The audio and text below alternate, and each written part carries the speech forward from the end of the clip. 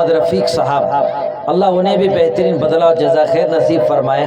ان کی کافی محنت اور کوششوں کے بعد ان معصوم کلیوں کے سینے میں پیارے رسول حضرت محمد صلی اللہ علیہ وسلم کی سنت اور شریعت اور قرآن و حدیث کی باتیں انہوں نے جمع فرمایا۔ جو آپ حضرات دیکھ رہے تھے کہ ان معصوم بچے اور بچیوں نے اپنے معافی ضمیر کو کتنے خوش اسلوبی کے ساتھ ادا کر رہے تھے۔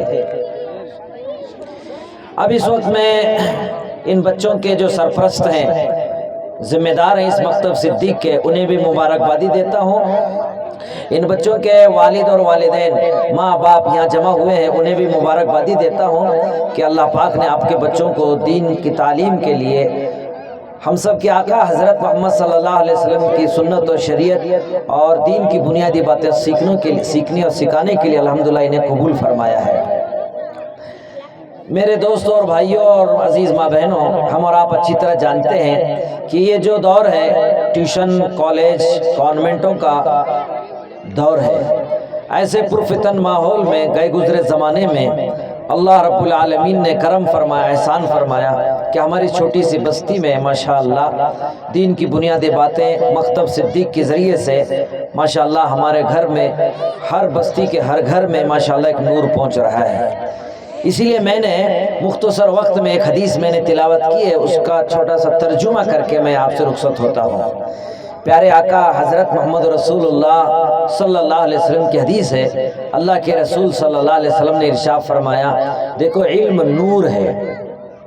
مکتب صدیق کی ذمہ داروں نے اور حافظ محمد رفیق صاحب نے ماشاءاللہ ایک سٹیج قائم کیا، ایک نورانی محفل انہوں نے قائم کی۔ یہاں نور نظر آ رہا ہے، ایک روشنی نظر آ رہی ہے۔ اب انشاءاللہ 10-15 منٹ کے بعد یہ نور ختم ہو جائے گا، پھر یہاں اندھیرا آ جائے گا۔ مگر 1400 سال پہلے پیارے آقا حضرت محمد صلی اللہ علیہ وسلم نے فرمایا، دیکھو علم ایک نور ہے، مطلب ایک روشنی ہے۔ جہاں اندھیرا ہوتا ہے اس اندھیرے راستے میں انسان اپنے منزل کو صحیح نہیں پہنچ سکتا۔ منزل کو پہنچنے کے لیے راستے میں نور اور روشنی کا ہونا ضروری ہے۔ جہاں روشنی نہیں ہوتی ہے انسان گر جاتا ہے، نقصان اٹھاتا ہے۔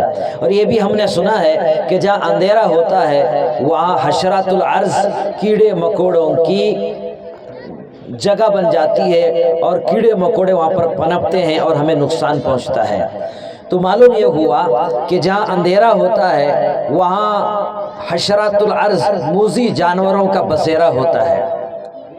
اس وقت کے اکابر علماء اولیاء اکرام فرماتے ہیں کہ رسول پاک صلی اللہ علیہ وسلم نے علم کو روشنی کہا ہے، تو جیسے اندھیرا راستہ بغیر روشنی کے ہم طے نہیں کر سکتے، اپنے گھر پہنچ نہیں سکتے، ایسے ہی اللہ کی معرفت ہم چاہتے ہیں، اللہ کا قرب چاہتے ہیں، نور نسبت چاہتے ہیں، اللہ کے بنائے ہوئے جنت میں داخل ہونا چاہتے ہیں، رسول پاک صلی اللہ علیہ وسلم کی سنت اور شریعت پہ چلنا چاہتے ہیں، تو اس پر چلنے کے لیے، اس شریعت والے راستے پہ چلنے کے لیے بھی علم کا ہونا ضروری ہے، اور وہ علم جو دین کا علم ہو۔ علم تو آج ماشاءاللہ ہمارے بچے اسکول، کالج، کانوینٹوں میں حاصل کرتے ہیں، مگر یہ علم ایک وقتی ضرورت ہے۔ اصل میں حقیقی جو علم ہے وہ دین کا علم ہے۔ اسی دین کے علم کے راستے سے ہمیں معرفت اور سلوک کا راستہ طے کر سکتے ہیں، اللہ کی معرفت حاصل ہو سکتی ہے۔ لہٰذا اکابر علماء نے لکھا ہے، دیکھیں یہ جو نور یہاں لگا ہوا ہے، ایسے ہی یہ نور ختم ہو جاتا ہے، یہ اندھیرا چھا جاتا ہے۔ آپ تھوڑا پیچھے بھی دیکھیں گے، دائیں بائیں دیکھیں گے تو اندھیرا ہی اندھیرا چھایا ہوا ہے، اندھیرا ہی اندھیرا چھایا ہوا ہے۔ اس وقت اکابر علماء اولیاء اللہ کہتے ہیں کہ دیکھو یہ جو اندھیرا نظر آ رہا ہے، یہ جو دائیں بائیں آگے پیچھے جو اندھیرا نظر آ رہا ہے، یہ اندھیرا وقتی اندھیرا ہے، یہ ختم ہونے والا اندھیرا ہے۔ دیکھو ستارے جگمگائیں گے، اندھیرا ماند پڑ جائیں گے، سورج چاند نکلے گا اور اس کی روشنی ماند پڑ جائے گی، جیسے سورج نکلے گا اندھیرا ختم ہو جائے گا، اندھیرا ختم ہو جائے گا۔ یہ اندھیرا جو نظر آ رہا ہے یہ وقتی اندھیرا ہے، مگر حقیقی اندھیرا کیا ہے، ہمیشہ رہنے والا اندھیرا کیا ہے؟ اللہ والے علماء اولیاء اکرام فرماتے ہیں حقیقی اندھیرا جہالت ہے، حقیقی اندھیرا جہالت ہے، شرک ایک اندھیرا ہے، بدعت ایک اندھیرا ہے، بغاوت ایک اندھیرا ہے، جہالت ایک اندھیرا ہے، غفلت ایک اندھیرا ہے، ریاکاری ایک اندھیرا ہے۔ آج اندھیرا پھیلا ہوا ہے، اور فرمائے علماء فرماتے ہیں کہ جھوٹ بھی ایک اندھیرا ہے، غیبت ایک اندھیرا ہے، حسد ایک اندھیرا ہے، کینہ کپٹ ایک اندھیرا ہے، اور نبی کی سنت و شریعت پہ نہ چلنا ایک اندھیرا ہے۔ آج ان تمام اندھیروں سے ہماری بستی بھری ہوئی ہے، ہماری بستی بھری ہوئی ہے۔ اب تمام بستی والے ذمہ دار انجمن والوں نے مشورہ کیا ہماری بستی سے اندھیرے کو دور کرنا چاہیے، تو کیا کرنا چاہیے؟ تمام بستی کی ذمہ داروں نے رائے دی کہ دیکھو ہم سب بستی والوں کو جوڑ کر، مرد عورت بچے جوان بوڑھے سب کو جمع کر کے ایک بہترین دعوت کریں گے، بریانی کھلا دیں گے۔ اب مجھے بتائیے میرے بھائیوں دوستوں اور ماں بہنوں، کیا اندھیرا دور ہو سکتا ہے؟ کبھی دور نہیں ہو سکتا۔ اندھیرا دور کرنے کے لیے ضروری ہے کہ ہمیں وہاں چراغ جلایا جائے، چراغ جلایا جائے، روشنی کا انتظام کیا جائے۔ تو میرے بھائیوں، اس جہالت سے بھرے ہوئے اس بستی سے اس اندھیرے کو دور کرنے کے لیے ایک راستہ ہے، علم دین کا چراغ جلایا جائے۔ آج یہ روشنی جو ہمارا سٹیج جگمگا رہا ہے، اس کا تعلق بھی پاور ہاؤس سے ہے۔ اگر اس کا کلیکشن کٹ کر دیا جائے گا تو یہاں روشنی نہیں رہے گا، اندھیرا رہے گا۔ تو اس وقت کے علماء اولیاء کرام فرماتے ہیں دیکھو ہمارے گھر میں بھی دین ایمان اور آخرت کی فکر والی روشنی اگر جگانا چاہتے ہیں کہ ہماری زندگی میں محبت آئے، الفت آئے، سکون آئے، چین آئے، برکتیں آئیں، رحمتیں آئیں، امن سکون کے دروازے اپنی بستی میں اور اپنے گھروں میں یہ روشنی زندہ کرنا چاہتے ہیں، تو جیسے اس لائٹ کا کلیکشن پاور ہاؤس سے ہونے کی وجہ سے یہ لائٹ جگمگا رہی ہے، سٹیج جگمگا رہا ہے، اور ہمارے راستے چوراستے یہ سب جگمگا رہے ہیں۔ ہمارے گھر، ہمارے بستی، ہمارے محلے بھی اگر جگمگانا ہے روحانی طور پر، تو نبی پاک صلی اللہ علیہ وسلم کے گھرانے کی جو میراث ہے وہ مکاتب اسلامیہ ہے۔ اس مکتب سے اپنے ہر بچے کا تعلق ہونا چاہیے، اپنے بچے کا تعلق اس مکتب سے قائم ہوگا تو ان بچوں کو اس مکتب سے روحانی پاور حاصل ہوگا تو ہمارے گھر بھی روشن ہوں گے، ہمارے گھروں میں دین زندہ ہوگا، محبتیں زندہ ہوں گی، الفتیں زندہ ہوں گی، ایک دوسرے کے لیے محبت کرنے کا جذبہ پیدا ہوگا۔ لہٰذا اس وقت کے اکابر علماء اولیاء اللہ کہتے ہیں مکاتب اسلامیہ کی محنت، اس وقت کے سب سے بڑی تبلیغ، اس وقت کا سب سے بڑی خانقاہ، اس وقت کے سب سے بڑا جہاد اگر کوئی ہے تو وہ مکاتب اسلامیہ کی محنت ہے، مکاتب اسلامی کی محنت ہے۔ یہ معمولی مت سمجھو، یہ مکاتب اسلامیہ ہمارے پیارے آقا حضرت محمد رسول اللہ صلی اللہ علیہ وسلم کے گھرانے کی میراث یہاں بڑھتی ہوئی ہے۔ حلال کیا ہے، حرام کیا ہے، پاک کیا ہے، ناپاک کیا ہے، سنت کیا ہے، واجب کیا ہے، فرض کیا ہے، فرض کفایہ کیا ہے، مکروہ کیا ہے، مکروہ تنزیہ کیا ہے، کس سے اللہ خوش ہوتے ہیں، کس سے اللہ ناراض ہوتے ہیں۔ نبی پاک صلی اللہ علیہ وسلم کی زندگی، آپ کی سیرت، آپ کی صورت، آپ کھاتے کیسے تھے، پیتے کیسے تھے، سوتے کیسے تھے، غم میں کیسے رہتے، خوشی میں کیسے رہتے، گھر میں کیسے رہتے، بازار میں کیسے رہتے، آپ بچوں کے ساتھ کیا معاملہ کرتے تھے۔ رسول پاک صلی اللہ علیہ وسلم کی مکمل زندگی، مکمل سیرت، مکمل صورت، آپ کے اخلاق کی تعلیم ان مکاتب اسلامیہ کے اندر ہوتی ہے۔ یہ مکاتب اسلامیہ دین اسلام کے نورانی اور روحانی پاور ہاؤس ہیں۔ جس بستی کے اندر مکتب ہوتا ہے، دیکھیے علماء اولیاء کرام کہتے ہیں کہ کسی بستی سے مسجد گرا دی گئی، کسی بستی کے اندر مسجد نہیں ہے، مکتب نہیں ہے، تو فرمایا کہ وہ بستی نہیں ہے، وہ اندھیرا گھر ہے، وہ جہالت سے بھرا ہوا گھر ہے۔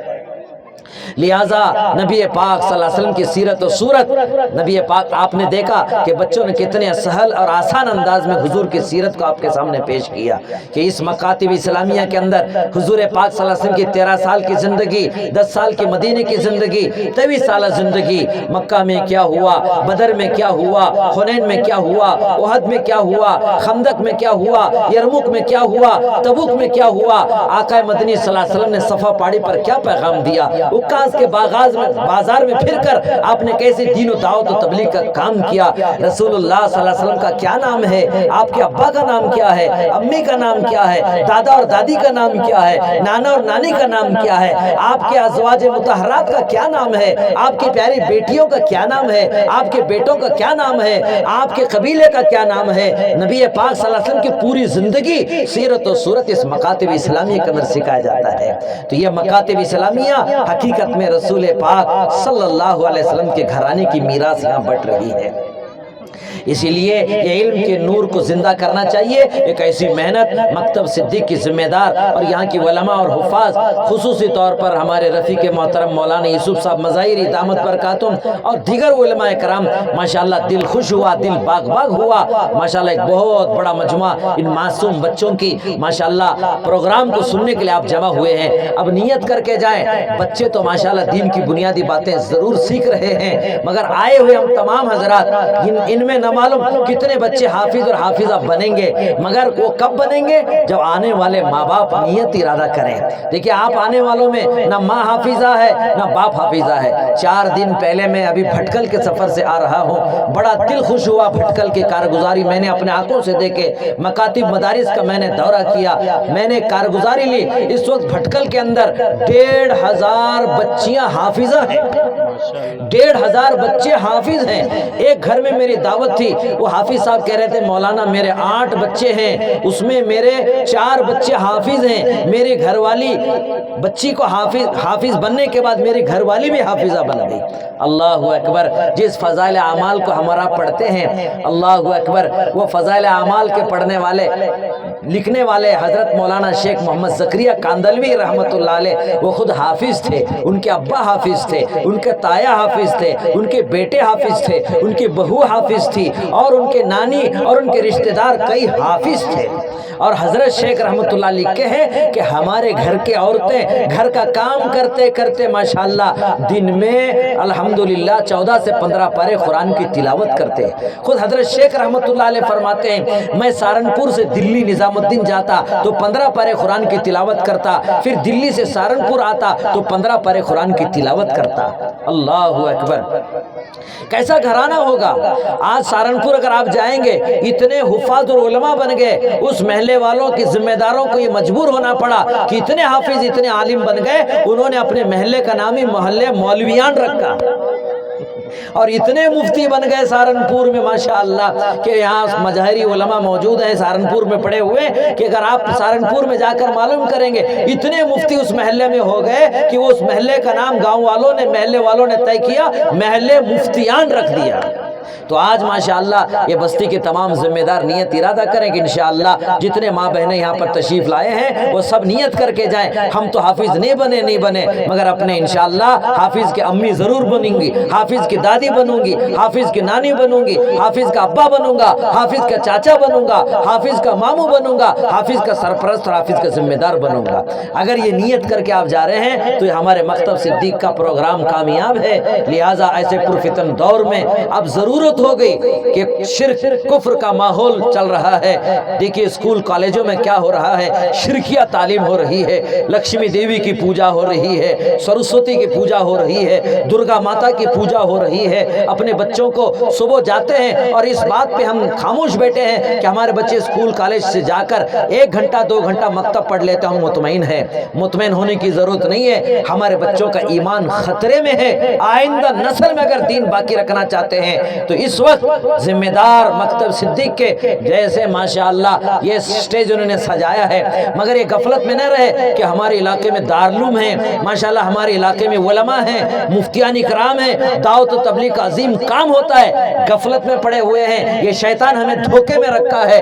اس محلے میں اس بستی میں کتنے گھر ایسے ہیں آج بھی ہمارے بچے اور بچیاں آج مکتب کے تعلیم کو نہیں آتے ہیں. میں عام طور پر دیہاتوں کا جب سروے کرتا ہوں، ایک گرام پنچایت کے الیکشن کے لیے جب ایک آدمی محنت کرتا ہے کہ میں اس گرام پنچایت کا ممبر بنوں، گھر گھر جا کر ایک ایک ووٹ کے لیے پیر ہاتھ پکڑ کر منت سماجت کرتا ہے. آج میں اس گرام کے اس بستی کے ذمہ دار اور یہاں کے انجمن کے ذمہ دار اور یہاں کی علماء سے میں درخواست کرتا ہوں کہ وہ گھر گھر جائیں، ہر گھر جا کر دستک دیں، دیکھیں کتنے بچے معصوم بچے بچیاں ہیں جو آج تک مکتب نہیں آئے ہیں. یہ مکتب صدیق کی ذمہ دار پورے بستی کا سروے کر کے ہر گھر کا ہر بچہ ہر بچی صبح 6:30 سے لے کر یعنی فجر کی نماز کے بعد سے لے کر 8:30 تک مکتب کے تعلیم میں آنا لازمی ضروری قرار دیں. میں امید کرتا ہوں کہ یہ درخواست آپ ضرور قبول کریں گے. اس مبارک موقع پر لمبی بات کرنا نہیں ہے، لہٰذا اس مبارک موقع پر ان معصوم بچوں کے درمیان اس طالب علم کو بھی اپنا سبق دہرانے کا، اپنے اکابر علماء کی بات سنانے کا، قرآن اور حدیث کی باتیں سنانے کا کچھ موقع ملا ہے. ہے۔ اللہ سے دعا ہے کہ جب تک ہم زندہ رہیں اسلام پر، دین پر باقی رہنے کے اللہ پاک فیصلے فرمائیں، اور اپنے بچوں کو ان دین کی بنیادی باتیں سکھانے، اور جو بچے اب تک نہیں آئے ہیں انہیں لانے کے اللہ پاک توفیق عطا فرمائے۔ اس مکتب کی ذمہ داروں کو اور اس مکتب کے استاد کو اور آئے ہوئے جتنے ماں بہنیں دوست احباب یہاں جمع ہوئے، اللہ سب کو بہترین بدلہ نصیب فرمائے۔ اللہ کے نبی حضرت محمد صلی اللہ علیہ وسلم سنت و شریعت چلنے کی توفیق عطا فرمائے۔ میں آخری میں حضرت مولانا محمد یوسف صاحب، حافظ رفیق صاحب اور دیگر علماء کا شکر گزار ہوں، انہوں نے دو چار باتیں کہنے کا مجھے موقع دیا۔ آمین وما علینا الا البلاغ۔ محمد کی محبت دین حق کی شرط اول ہے، اسی میں ہو کمی تو سب کچھ نامکمل ہے۔